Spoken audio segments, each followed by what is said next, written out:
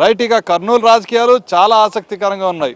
కోట్ల K E families ఇప్పటికే కలవడం జరిగింది. అయితే ఏ నియోజకవర్గంలో అక్కడ స్థానిక ప్రజలు ఏమనుకుంటున్నారు, మన రియల్ డిబేట్ ద్వారా అక్కడ స్థానిక ప్రజలు ఏమనుకుంటున్నారో తెలుసుకునే ప్రయత్నం చేద్దాం. ప్రస్తుతం మనం ఆలూరు నియోజకవర్గంలో ఉన్నాం. ఇప్పటికే ఇక్కడ ఉన్న నేతలు ఎవరైతే పార్టిసిపెంట్స్ ఉన్నారో వాళ్ళతో మనం మాట్లాడడం జరిగింది. ఎవరికి వాళ్ళు విజయం ధీమా వ్యక్తం చేస్తున్నారు. తప్పకుండా మాదే విజయం అంటూ కూడా ఏ పార్టీకి సంబంధించి వాళ్ళు ధీమా వ్యక్తం చేస్తున్నారు. అయితే ఇక్కడ స్థానికులు అసలు ఏమనుకుంటున్నారు, వాళ్ళు అసలు ఏ పార్టీ వైపు మొగ్గు చూపే అవకాశాలు ఉన్నాయి, ఇవన్నీ ఒక ఎత్తు అయితే వాస్తవానికి గతంలో గెలిచిన ఎమ్మెల్యే అంటే 2014లో ఎవరైతే గెలిచారో ఎమ్మెల్యే, ఆ ఎమ్మెల్యే ఈ 5 ఏళ్ల కాలంలో ఏం చేశారు, చేయకపోవడానికి గల కారణాలు ఏంటి, వాళ్ళు ఏమనుకుంటున్నారో తెలుసుకునే ప్రయత్నాలు కొంతమంది స్థానికులు ఉన్నారు, వాళ్ళతో మాట్లాడించే ప్రయత్నం చేద్దాం. అన్న చెప్పండి, ఇక్కడ ఈ నియోజకవర్గానికి సంబంధించి ఈ 5 ఏళ్ల కాలంలో మీ ఎమ్మెల్యే ఏం చేశారు అసలు? ఏమీ లేదండి, మా ఎమ్మెల్యే గారే చెప్తున్నారు ఈ 5 సంవత్సరాల్లో ఏ ఊర్లో కూడా ఎలాంటి అభివృద్ధి కార్యక్రమం చేపట్టలేదు. ఎందుకంటే ప్రధాన కారణం మనము 2 రోజుల క్రితం చూసాము, మన సీఎం గారే చెప్పేసినారు నేను ఇక్కడ కర్నూలు జిల్లాకి ఏం చేయలేదు, ఆపోజిట్ పార్టీలో ఉన్న ఎమ్మెల్యేలకి నేను వచ్చి అడిగినా కూడా నేను చేసేలేదని చెప్పేసానని వాళ్ళు బహిరంగంగా చెప్పేశారు. కాబట్టి ఇక్కడ ప్రజలందరూ కూడా అదే నమ్ముతున్నాం. ఇప్పుడు వాళ్ళే చెప్పిన తర్వాత ఇప్పుడు ఎమ్మెల్యే తప్పేం లేదు. ఇప్పుడు మరి ఎక్కడి నుంచి తీసుకొచ్చి నిధులు లేనప్పుడు అభివృద్ధి సాధ్యమవుతుందా? కాబట్టి మా నియోజకవర్గంలో అందరూ కూడా ఆలూరు నియోజకవర్గంలో వాళ్ళే అన్ని బయట పెట్టేశారు. కాబట్టి అందరు కూడా మా ఎమ్మెల్యేకి సపోర్ట్గా చేస్తూ ఉన్నారు. ఇప్పుడు ఇక్కడ మళ్ళీ ఎలక్షన్స్ వచ్చాయి, 5 ఏళ్ళు గిర్రం తిరిగే మళ్ళీ ఎలక్షన్స్ వచ్చాయి. సో ఈసారి మళ్ళీ ఎమ్మెల్యే నిలబడుతున్నారు, సిట్టింగ్ ఎమ్మెల్యే యథావిధిగా నిలబడుతున్నారు. అలాగే టీడీపీ నుంచి బీజేపీ నుంచి కోట్లకు సంబంధించిన వ్యక్తులు నిలబడుతున్నారు. సో ఈసారి మీరు ఎటువైపు చూస్తున్నారు? మేమైతే వైసీపీనేనండి కంపల్సరీ. ఎందుకంటే ఇప్పుడు ఈ ఎమ్మెల్యే ఇక్కడ ఏమి చేయలేదు అనేటటువంటి ఇదేం లేదు మాకు. ఎందుకంటే చాలామంది అనుకున్నారు, ఇంతకాలము మేము కూడా అనుకున్నాము, ఇదేంటి ఇట్లా ఎమ్మెల్యేది పట్టించుకోవట్లేదు అన్నట్లుగా ఫస్ట్ అందరికీ అనిపించింది. బట్ రాను రాను వాళ్ళు ఆ మాట చెప్తా ఉన్నారు. కొంతమంది నమ్మాము, కొంతమంది నమ్మలేదు. కానీ ఒరిజినల్గా ఇప్పుడు తండ్రి కొడుకులు వాళ్ళే బాబు, చిన్నబాబు, పెద్దబాబు చెప్పేస్తున్నారు వాళ్ళు చేసినది ఏంటంటే అని మొత్తంగా బయటికి. కాబట్టి ఇక్కడ మేమేని కాదు, మాతో పాటు చాలామంది నియోజకవర్గంలో అందరూ కూడా ఇప్పుడు మా ఇక్కడ నియోజకవర్గ ఎమ్మెల్యే గుమ్మనూరు జయరామన్ గారు వాళ్ళు చెప్పేటటువంటి మాటలు అక్షర సత్యమని అందరికి తెలిసిపోయింది ఇప్పుడు. కాబట్టి ఒకవేళ మీ నియోజకవర్గానికి ఇప్పుడు అసలు వాస్తవంగా మీరు ఏం కోరుకుంటున్నారు, అంటే మీకున్న సమస్యలు అసలు ఏంటి, మీరు ఏం కోరుకుంటున్నారు అసలు? ఇక్కడ నిరుద్యోగులు ఎక్కువ అండి. ఫస్ట్ ఆఫ్ ఆల్ అందరూ డబల్ డిగ్రీ, ట్రిపుల్ డిగ్రీ చేసుకొని ఊరికే ఇంజనీరింగ్లు చేసుకొని ఉన్నాం. కానీ మాకు కనీసము ఈ ఉద్యోగాలు పక్కన పెడితే సపోజ్ ఉపాధి అనేది కూడా మాకు ఇక్కడ లేదు. ఏమైనా ఫ్యాక్టరీస్ లేవు, ఇంక వేరే రకంగా జీవించేదానికి కూడా లేదు. చాలామంది డిగ్రీ చదివేసి ఉపాధి హామీ పనికి పోయి పనులు చేసుకునే వాళ్ళం ఉన్నాము. అందుకే మాకు ఖచ్చితంగా ఇక్కడ నిరుద్యోగులకి ముఖ్యంగా ఉద్యోగాలు ఒకటి, ఇంకొకటి పెద్ద సమస్య ఏంటంటే రైతులకి ఇక్కడ మాకు వాటర్ సోర్సెసే లేదు. చుట్టుపక్కల ఎక్కడి నుంచి తీసుకొని రావచ్చు అని చెప్తా ఉన్నారు. కానీ అందరూ వచ్చిన ముఖ్యమంత్రులందరూ చెప్తారు, ఎమ్మెల్యేలందరూ చెప్తా ఉన్నారు. ఊరికే వాళ్ళవన్నీ మాటల వరకే, ఇప్పటి వరకు చేతలు ఏం లేదు. కాబట్టి ఇక్కడ జగన్ అని చెప్తా ఉన్నాడు. కాబట్టి జలయజ్ఞం అనే ఒక పథకం వాళ్ళు నవరత్నాల్లో చేర్చారు. దాని నుంచి ఇక్కడ ప్రజలందరూ నమ్మే విషయం ఏంటంటే ఖచ్చితంగా మా ఆలూరు నియోజకవర్గము రైతాంగానికి పెద్దపీట వేస్తాడు జగన్ అన్న. అందుకే ఇప్పుడు ఖచ్చితంగా జగన్ అన్నని సీఎం చేయాలనేసి మేము అందరం కూడా అనుకుంటాము, ప్రజలు కూడా అదే కోరుకుంటారండి. రైట్, చాలా మంది ఇంకా ఉన్నారు, మాట్లాడేందుకు మనతో సిద్ధంగా ఉన్నారు. ప్రస్తుతం ఒక యూత్ పర్సన్ ఉన్నాడు, ఎందుకంటే రాబోయే రోజుల్లో కీలకం అంతా కూడా యువతే కాబట్టి ఇతనితో మాట్లాడించే ప్రయత్నం చేద్దాం. చెప్పండి, మొదటిసారి ఓటు లేకపోతే ఎట్లా అసలు? రెండోసారి. సో మొదటిసారి ఎవరికి వేశారని అడగకూడదు, కాకపోతే మీకున్న సమస్యలు ఏంటి, అదే సమయంలో వాటిని ఏ విధంగా అంటే మీరు కోరుకుంటున్నారు, ఎలా సాల్వ్ చేయాలని కోరుకుంటున్నారు? ముందు ఒక ఎమ్మెల్యేగా ఎవరైనా గెలిస్తే ప్రజలకి అందుబాటులో ఉండాలి. ఆ అందుబాటులో ఉన్న వ్యక్తి ఎవరైనా అంటే ఈ ఆలూరు నియోజకవర్గంలో ఒక గుమ్మనూరు జయరామని ఇప్పటివరకు ఏ నాయకుని అలా చూడలేదు. ఎందుకంటే ఒక కుటుంబ సభ్యుల్లాగా ఎవరన్నా చూస్తే పోయి గేట్ కా నిలబడాల్సి అదేం లేదు. ఒక ఎమ్మెల్యే దగ్గరికి పోతున్నామంటే అతని ఇంట్లోకి అతను వెళ్తున్నట్టుగా ఆలూరు గుమ్మనూరు జయరాం గారు ఇక్కడున్న ఆలూరు నియోజకవర్గ ప్రజలకి అలాగే ప్రతి ఒక్కరికి భరోసా అయితే కల్పించారు. రైట్, మీరు ఈ 5 ఏళ్ల కాలంలో అంటే మీరు ఓటేశారు, ఈ 5 ఏళ్ల కాలంలో మీరు ఇక్కడ ఎలాంటి సమస్యలు ఎదుర్కొన్నారు, ప్రధానంగా మీరు చూసిన సమస్యలు, ఇప్పుడు ఆ సమస్యలు తీరితే బాగుంటుంది అనుకున్న అలాంటి సమస్యలు ఏమున్నాయి సార్? ఇక్కడ ప్రధానంగా వచ్చేసి రైతాంగంతో కూడుకున్న సమస్యలు ఉన్నాయి. ఇక్కడ ఏంటంటే అగ్రికల్చర్ కానీ డెవలప్ చేయగలిగితే ఇక్కడ నిరుద్యోగతి అలాగే ఉపాధి కలిగించినట్టు అవుద్ది. అందుకు ఇక్కడ చుట్టుపక్కల వాటర్ సోర్సెస్ ఉంది, కానీ దాన్ని ఇంప్లిమెంట్ చేసేదానికి ఎమ్మెల్యే గారు ఎన్నిసార్లు కూడా అసెంబ్లీలో మాట్లాడినా కూడా, అలాగే హాస్టల్ సమస్యలు కూడా మాట్లాడినా కూడా, అలాగే ఏ సమస్యలు ఇక్కడ ప్రధానంగా వాల్మీకులు మిగతా కులస్తులు అందరూ ఉన్నారు కూడా వాళ్ళ సమస్యల గురించి అసెంబ్లీలో ఇలా గుమ్మనూరు జయరాం గారు మాట్లాడినా కూడా సీఎం గారి నుంచి ఎటువంటి స్పందన లేదు. కానీ జయరాం గారు ఏం చేస్తున్నారంటే ప్రజలతోనే మమేకమయ్యి వాళ్ళ భరోసా ఇచ్చి అసలు నేను పోరాడుతున్నాను అనేది ప్రజల్లో ఒక నాటుకొని పోయారు అతను. రైట్, ఇక్కడే మీరు చదువుకున్నట్టు కనిపిస్తుంది కదా. ఇక్కడ విద్యా వ్యవస్థ ఎలా ఉంది అంటే ఇంత వచ్చే రూట్లో చూస్తే అసలు రోడ్లు కానీ ఏవి సరిగ్గా లేవు. ఇలాంటి చోట్ల విద్యా వ్యవస్థ ఏ విధంగా ఉంది అసలు ఇక్కడ మీ దగ్గర? ఇక్కడ మెయిన్గా ఏంటంటే ఒక ప్రతిపక్ష ఎమ్మెల్యే గాని చూసి ప్రభుత్వము నిధులు ఇవ్వకుండా మినిమము అతని వ్యక్తిగత ఎమ్మెల్యే ఫండ్స్ కూడా ఇవ్వకుండా అతను ఫండ్స్ ఇస్తే ఎమ్మెల్యేకి రోడ్లు వేయడానికి ఆస్కారం ఉంటుంది. అలాగే ఇక్కడ ఒక డిగ్రీ కాలేజీ ఎప్పటి నుంచో జరుగుతుంది, మన ఆలూరులో డిగ్రీ కాలేజ్ లేదు. ఇక్కడ ఒక డిగ్రీ కాలేజ్ కానీ ఏర్పరిస్తే ఇక్కడ ప్రజలకి అలాగే విద్యార్థులకి ఎంతో ఉపయోగకరం అవుతుంది. ఒక డిగ్రీ చదవాలనుకుంటే ఆదోని వెళ్లాల్సి వస్తుంది, లేదా గుంతకల్లు వెళ్లాల్సి వస్తుంది. ఇలాంటి మనం ఇక్కడే ఉన్న సోర్సెస్ ఉంది, కానీ ఏర్పరచుకోలేనంత స్థితిలో ప్రభుత్వము అది ప్రతిపక్ష ఎమ్మెల్యే పైన కక్ష కట్టి చేస్తుంది. కానీ ఇలాంటి ఎన్ని పోవాలి అంటే ఒక జగన్మోహన్ రెడ్డి గారి ముఖ్యమంత్రి అయితే ఇక్కడ ప్రజలకు న్యాయం ఆలూరు గుమ్మనూరు జయరాం ద్వారా జరుగుతుందని ఇక్కడ ప్రజలతో పాటు ఇక్కడ విద్యార్థులమైన మేము అందరం విశ్వసిస్తున్నాము.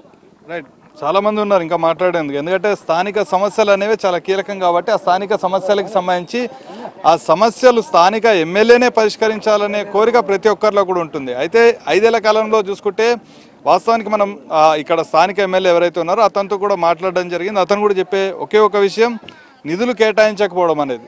సో మరికొంతమంది ఉన్నారు, వాళ్ళతో కూడా మాట్లాడించే ప్రయత్నం చేద్దాం. సరే చెప్పండి, ఓవరాల్గా చూసుకుంటే 5 ఏళ్ల కాలంలో ఎలాంటి అభివృద్ధి జరగలేదని స్వయంగా మీరే చెప్తున్నారు. మీకు అసలు ఎలాంటివి కావాలి అంటే ఒక ఎమ్మెల్యే నుంచి కానీ లేకపోతే ఒక పార్టీ ఏదైనా సరే మీరు ఏం కోరుకుంటున్నారు సార్? సార్ ఇప్పుడు పక్క రాష్ట్రము కర్ణాటక ఉంది. కర్ణాటక రాష్ట్రంలో ఏం జరుగుతూ ఉంది, ఎమ్మెల్యేలకు వచ్చే ఫండ్స్ ఏవైతే ఉంటాయో వాళ్ళకి అలొకేట్ చేసుకుని నిష్పక్షపాతంగా వాళ్ళు అపోజిషన్లో ఉన్నా కూడా వాళ్ళకి వచ్చే నిధులు ఇచ్చి డెవలప్మెంట్కి సహకరిస్తున్నారు పక్క రాష్ట్రమైన మన పొరుగు రాష్ట్రమైన కర్ణాటక నుంచి. కానీ ఆంధ్రప్రదేశ్లో అటువంటి పరిస్థితి లేదు. ఎందుకంటే ఎక్కడైతే అపోజిషన్ లీడర్ కనిపిస్తున్నాడో ఎట్లా తొక్కాలా ఆయన ద్వారా ఏ పనులు జరగరాదు. ఒకవేళ ఇన్ కేసు ఇచ్చినా, ఒకవేళ డెవలప్మెంట్ నిధులు ఇచ్చినా అది ఇండైరెక్ట్గా ఇన్ఛార్జ్ ఆధ్వర్యంలోనో లేదా జన్మభూమి కమిటీ వాళ్ళ ఆధ్వర్యంలోనో, గ్రామాల్లోకి వెళ్తే దళారులు ఉంటారు మధ్యవర్తులు, టీడీపీ ఏజెంట్ల ద్వారా మీడియేటర్స్ ద్వారా జరగడం జరుగుతుంది. ఇటువంటి వాటి వల్ల అప్రజాస్వామికం ఎక్కువవుతుంది. ప్రజాస్వామ్యం విధంగా జరగడం లేదు. ఎన్నుకబడిన ప్రజాప్రతినిధులను అవమానించడమే ఇటువంటి వ్యవస్థ వల్ల. ఉదాహరణకు ఎగ్జాంపుల్ చెప్తే గ్రామాల్లో సర్పంచ్ ఉంటాడు, గ్రామ సర్పంచ్ వైసీపీ అయితే ఒకవేళ వాళ్ళని అణగదొక్కడము, ఒకవేళ టీడీపీ ఓడిపోయిన సర్పంచ్ ఉన్నా కూడా ఆయన ద్వారా ప్రభుత్వం నుంచే వచ్చే పనులను చేయడము, ఇటువంటి వ్యవస్థను ప్రోత్సహించడం వల్ల ఏమవుతుందంటే రాష్ట్రము భ్రష్టు పట్టిపోయింది. దీనివల్ల అభివృద్ధి అని చెప్పుకుంటున్నారు, కానీ టీడీపీ అభివృద్ధి అని చెప్పుకుంటున్నారు. ఇది ప్రజాస్వామ్యబద్ధంగా ఉండాలా, ప్రోటోకాల్ ఎక్కడా పాటించడం లేదు. ఇటువంటి వ్యవస్థ ఉంటే చిన్నాభిన్నం అయిపోయింది. ప్రజాస్వామ్యబద్ధంగా ఎన్నికైన ఎమ్మెల్యేలు అయితేనేమి, ఎంపీపీలు అయితేనేమి, జెడ్పీటీసీలు అయితేనేమి అది పార్టీలకు అతీతంగా జరగాల. అటువంటి పరిస్థితులు ఏపీలో కనపడట్లేదు. ఆ వ్యవస్థ పోతే ప్రజల చేతి అనుకోబడిన వాళ్ళకి ఒక విలువ ఉంటుంది. అటువంటి దాన్ని మనం ప్రోత్సహించాలి. ఆ పరిస్థితి ఇప్పుడు ఆంధ్రప్రదేశ్ లేదని ఘంటాపదంగా చెప్తా ఉన్నాను. కరెక్టే, మీరు చెప్తున్నది చాలా వాస్తవం. కాకపోతే దీనికి యువత చాలా కీలకం. అదే సమయంలో కొత్త మార్పులు తీసుకురావాలనేది మీరే చెప్తున్నారు. వీటన్నిటితో పాటు పార్టీ మారేవాళ్ళు, మీ ఎంపీనే ఎగ్జాంపుల్, ఇక్కడ పార్టీ ఎంపీ వైసీపీ నుంచి గెలిచి వెంటనే టీడీపీలోకి జంప్ అవడం, లేకపోతే ఎమ్మెల్యేలుగా గెలిచి టీడీపీలోకి, ఏదైనా సరే ఈ పార్టీ ఫిరాయింపుల్ని అసలు ఒక కామన్ పర్సన్గా మీరు అసలు ఎలా చూస్తారు అసలు వీటిని? ఇప్పుడు అపోజిషన్ లీడర్స్ ఉంటారు, అపోజిషన్ లీడర్స్ ఎమ్మెల్యేలు కానీ ఎంపీలు కానీ వాళ్ళకున్న సంఖ్యాబలం ఉంది. అసెంబ్లీలో వెళితే వాళ్ళ ప్రభుత్వానికి ఎటువంటి డోకా లేదు. కానీ ప్రభుత్వంలో అపోజిషన్ లీడర్స్ని ఎలా లొంగ తీసుకోవాలా, వాళ్ళకి ఎటువంటి ఆశ చూపి చూపి మన పార్టీలో చేర్చుకోవాలా, ఇటువంటి లోపకారి ఒప్పందాలు చేసుకునేది ఒక చంద్రబాబు నాయుడు అని చెప్పి మాత్రం చెప్తున్నాను. ఇటువంటివి ప్రోత్సహించకూడదు. ఎందుకంటే ఉదాహరణకు పార్టీ మారేటప్పుడు వాళ్ళు రాజీనామా చేసి వేరే పార్టీలోకి చేరాల. అటువంటి వ్యవస్థ లేకుండా డైరెక్ట్ ప్రభుత్వమే ఇటువంటి వాటిని ప్రోత్సహిస్తుంది. ఎందుకంటే ఉదాహరణకు ఎంపీ మేడంని మభ్య పెట్టారని మీరు అడుగుతూ ఉన్నారు. ఆమెకు ఆశ చూపించి మేడమే మన స్పష్టంగా చెప్పింది ఎన్టీవీలో, నేను వెళ్ళే వారం కాదు, వాళ్ళ ఆశ చూపించి వాళ్ళ మాయామోటలకు మోసపోయిన అంటే మోసం చేసే చంద్రబాబు అని అర్థమైపోయింది దీనివల్ల. కాబట్టి ఎంపీ గారే డైరెక్ట్గా చెప్పినారు జగన్ గారి సమక్షంలో జాయిన్ అయిన వెంటనే. ఒకటి మధ్యలో తప్పుగా అనుకోదు, మోసపోవడం వాళ్ళ తప్ప. అంటే ఇప్పుడు మీ గ్రామంలోనే ఒక వైసీపీ నేత ఉన్నారు, ఆయన పార్టీ మారలేదు, ఆయనకి దాదాపుగా కొంత అమౌంట్ అనేది ఆశ చూపించారు, వెళ్ళలేదు. సో ఆశ చూపిస్తే వెళ్ళారంటారా, లేకపోతే మంత్రి పదవులకి లేకపోతే వాటి కోసం ఆశపడి వెళ్ళారంటారా? ఎవరు వెళ్ళారని ఎవరైనా సరే పార్టీ మారిన వ్యక్తులకు ఏవో నిధులు ఇస్తామని చెప్పడము, ఇప్పుడు ఏదో ఒకటి ఆశ, అక్కడ వస్తే మీకు ఏదో నిధులు కేటాయిస్తామని చెప్పడం, వాళ్ళకి వచ్చే ప్రజాస్వామ్యబద్ధంగా నిధులు కేటాయిస్తే ఎవరు కూడా పార్టీ మారారు. ప్రజాస్వామ్యబద్ధంగా పార్టీ గుర్తులపై గెలిచింటారు కాబట్టి వాళ్ళకు కూడా గౌరవం ఉంటుంది. అటువంటి గౌరవించే వ్యవస్థ చంద్రబాబు నాయుడు గారే దాన్ని అణగదొక్కేసినారు. అది వచ్చింది ఎప్పుడైతే వచ్చిందో దానికి సంబంధం లేకుండా అయిపోయింది మనం చేసే పనులకు వాటికి. ఇక్కడ ఇంకొంతమంది స్థానికులు ఉన్నారు. ప్రధానంగా చూసుకుంటే ఇక్కడ అంటే మీ ఆలూరుకి సంబంధించి ఈ టమాటా జ్యూస్ సంబంధించిన ఒక ఫ్యాక్టరీని ఏర్పాటు చేయడం, ఇలాంటివి స్వయంగా ముఖ్యమంత్రి హామీ ఇవ్వడం జరిగింది.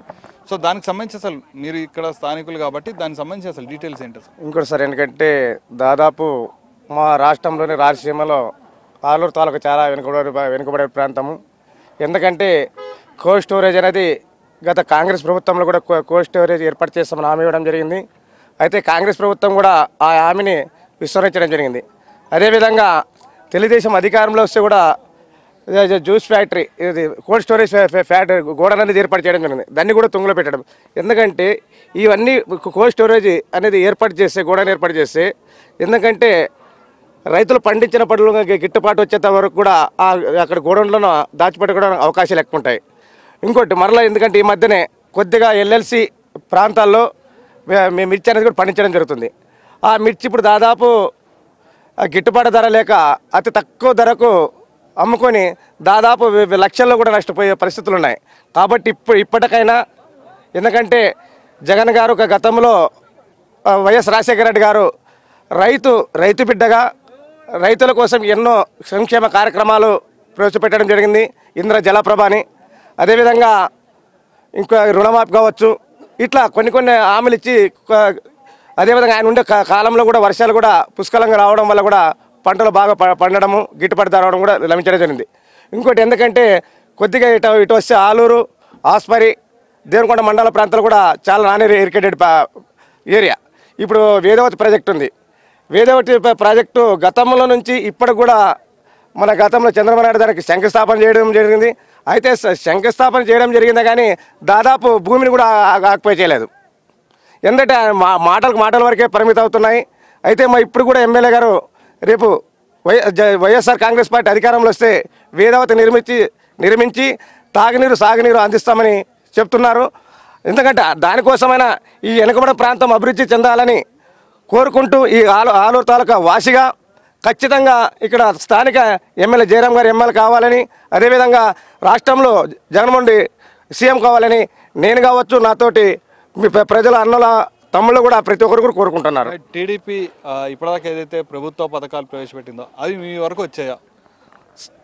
పథకాలు అయితే సార్ దాదాపు నేను ఒక ఎడ్యుకేటెడ్ పర్సన్, గ్రాడ్యుయేషన్, దాదాపు ఏ ఒక్క నిరుద్యోగ భృతి అన్నాడు, నిరుద్యోగ భృతి 1000 రూపాయలు అన్నాడు, జాబ్ వస్తే బాబు వస్తుంది అన్నాడు. ఉన్న జాబులు కూడా తొలగించిన ఘనత ఒక చంద్రబాబు నాయుడుకి దక్కింది. ఎందుకంటే నిరుద్యోగ భృతి దాదాపు ఇప్పుడు చంద్రబాబు నాయుడు ఒక వికలాంగులకి మరియు వృద్ధులకు, వితంతులకు ఇచ్చిన విలువ కూడా ఎడ్యుకేటెడ్ పర్సన్కి ఇవ్వడం లేదు. అంటే ఒక గ్రాడ్యుయేట్, పోస్ట్ గ్రాడ్యుయేట్ 1000 రూపాయలు తీసుకోవాలా, అది కూడా పూర్తిగా అంటే ప్రతి ఒక్కరు కూడా 1000 రూపాయలు అందిన పరిస్థితులు కూడా ఉన్నాయి. ఇలాంటి వాళ్ళను ఈ రాష్ట్రం నుంచి మోసాలు చేసే బాబు, నిన్ను నమ్మవ బాబు అని ప్రజలు కూడా అందరూ చెప్తున్నారు. ఈ నిరుద్యోగ సమస్యను పరిష్కార మార్గము, ఎందుకంటే ఒకటే జగన్ గారు చెప్తున్నారు. మీ స్థానిక ఎమ్మెల్యేకి 2014 నుంచి 2019 వరకు చూశారు. మీ స్థానిక ఎమ్మెల్యేకి 10కి ఎన్ని మార్కులు ఇస్తారు, అలాగే చంద్రబాబు నాయుడు ప్రభుత్వానికి 10కి ఎన్ని మార్కులు ఇస్తారు ఒక సామాన్యుడిగా, ఒక ఓటర్గా? నేనేగా సార్ చెప్తాను. ఎందుకంటే దాదాపు 600 హామీలు ఇచ్చినాడు ఆయన. 600 హామీల్లో కూడా ఏ ఒక్క హామీ కూడా పూర్తిగా పరిష్కరించిన దాఖలు లేవు. ఏదొక్క, ఎందుకంటే ఇంకోటి ఎన్ని మార్కులు ఇస్తారు, నేను ఒక క్వశ్చన్ అడిగి, ఎన్ని మార్కులు ఇస్తారు మీ ఎమ్మెల్యేకి కానీ ఇటు చంద్రబాబు నాయుడు టీడీపీ పార్టీకి కానీ 10కి ఎన్ని మార్కులు వేస్తారు సార్ ఇంకోటి నేనైతే దాదాపు 3 ఎమ్మెల్యేలు చూసాను సార్. మాజీ మినిస్టర్ మారేప్ గారి నుంచి, నీరజ్ రెడ్డి గారి నుంచి, ఇప్పుడు స్థానిక ఎమ్మెల్యే గుమ్మనూరు జయరాం వరకు నేను చూస్తున్నా. ఎందుకంటే మారేప్ కూడా నేను ఒక ఎస్సీ క్యాండిడేట్నే. ఎస్సీ అయినా అంత సన్నిహితంగా ఉండలేకపోయినాను.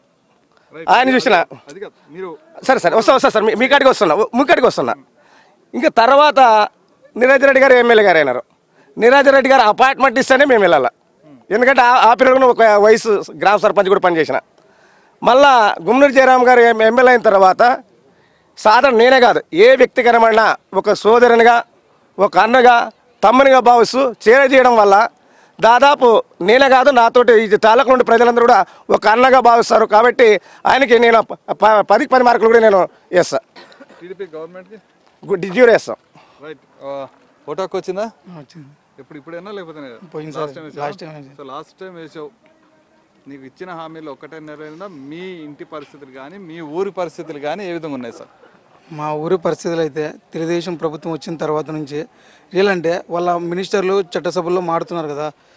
ఒక ఎంపీ ఒక మండల లెజిస్లేటివ్ అసెంబ్లీలో తీసుకుందాము, ఒక ప్రతిపక్ష నేతకి మాట్లాడే సమయం కూడా ఇవ్వని పార్టీ. మీ ఊరి సమస్యలు ఏంటి? నువ్వు చూసావు 5 ఏళ్ల కాలంలో, మీరు చూసారు. సో ఎలాంటి సమస్యలు చూసారు ఏంటో సార్? సార్ మా ఊరి సమస్య ఫస్ట్ అంటే కరువు సార్. చంద్రబాబు నాయుడు ఒక 5 ఇయర్స్ ఇప్పుడు ఇంకా అయిపోయి ఎండ్ అవుతుంది.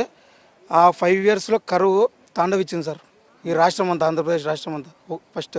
సెకండ్, వానలు సరిగ్గా లేవు సార్. పంటకి గిట్టుబాటు ధర లేదు. ఇంకొక రైతు ఒక 2 లక్షలు వేసి పెట్టుబడి పెడితే 50,000 వచ్చే పరిస్థితి కానీ లేకపోయింది ఈ ఆయన ప్రభుత్వంలో. అలాంటప్పుడు ఈ ఫస్ట్ రైతు బాగుంటే అన్నదాత సుఖీభవ అంటాం. రైతు బాగుంటేనే కదా రాష్ట్రం కానీ బాగుండేది. అలాంటి రైతు బాగాలేకుంటే ఇంకా రాష్ట్రం ఏం బాగుంటుంది సార్? నేను ఇంతకుముందు అడిగిన ప్రశ్న అడుగుతున్నా. సో మీ ఎమ్మెల్యేకి 10కి ఎన్ని మార్కులు ఇస్తారు? అలాగే టీడీపీ పార్టీకి ఓవరాల్గా ఎన్ని మార్క్స్ ఇస్తారు? సార్ మా జయరాం మేము అన్న అంటాం సార్. అన్ననే మా అన్న వేరే ఎమ్మెల్యేలు అపాయింట్మెంట్ తీసుకొని ఒక రోజు తర్వాత 2 రోజుల తర్వాత కలసమంటారు సార్. మా అన్న రాత్రి 1/2 గంట 12 గంటలకు పోయి అన్న నాకు ఇది ప్రాబ్లం ఉందన్న అంటే అట్లా డోర్ తీసి నీ ప్రాబ్లం ఏందని చెప్పి చేసే అతను సార్ మా అన్న. అంటే మా ఒపీనియన్ చెప్తున్నాం సార్. వేరే మా అన్నకైతే మేము 10కి 10 మార్కులు వేస్తాం సార్. టీడీపీ ప్రభుత్వం ఇంత 2014 నుంచి గెలిచినారు కదా సార్. అన్న గెలిచినాడు, అన్నయ్య తిరుగుతున్నాడు ప్రతిపక్షంలో ఉండి ఈ ఆలూరులో.